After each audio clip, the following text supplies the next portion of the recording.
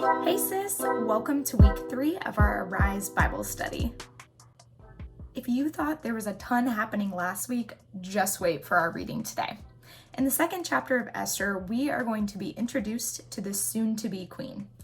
And many of us who grew up going to church have heard of Esther in this context of like a real-life Disney princess, but to be real with you sis, her life wasn't always easy, and we're going to look at that today. Let's jump right into the reading. Go ahead and pause the video, read chapter 2 of Esther, and then answer question 1 about how her life seems challenging. If you're anything like me, you've probably had some pretty harsh self-talk at times, like telling yourself things like, oh, my life would be so much better if I was prettier, skinnier, taller, whatever.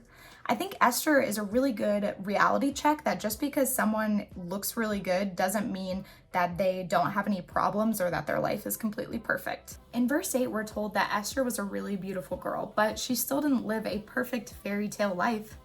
The reality is that Esther was an orphan, and she was fortunate enough to have her cousin Mordecai take her in to raise her and protect her and keep her safe.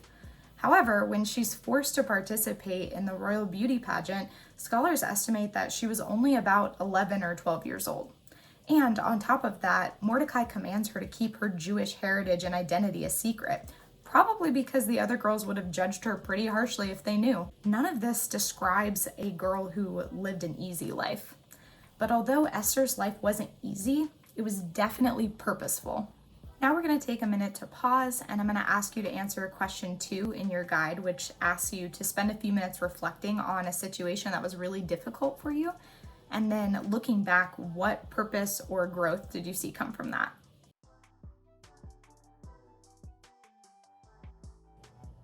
When Esther arrives at the palace, things seem to look up a little bit. She becomes one of Haggai's favorites, and that means that she gets access to all the good stuff.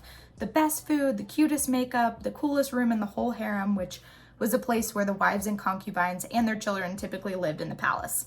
Then Esther spends an entire year beauty prepping.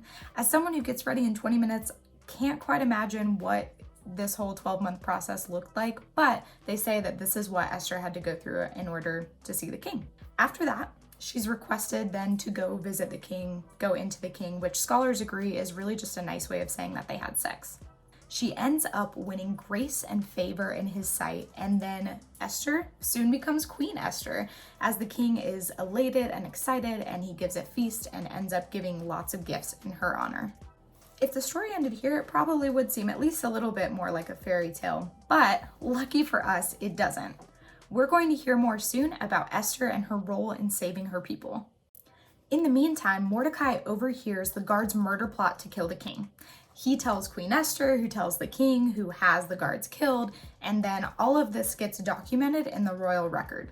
That will come back to us again. As we close out today, I'd like for you to answer questions 3 and 4 about what this chapter teaches us about humanity and how we see God working.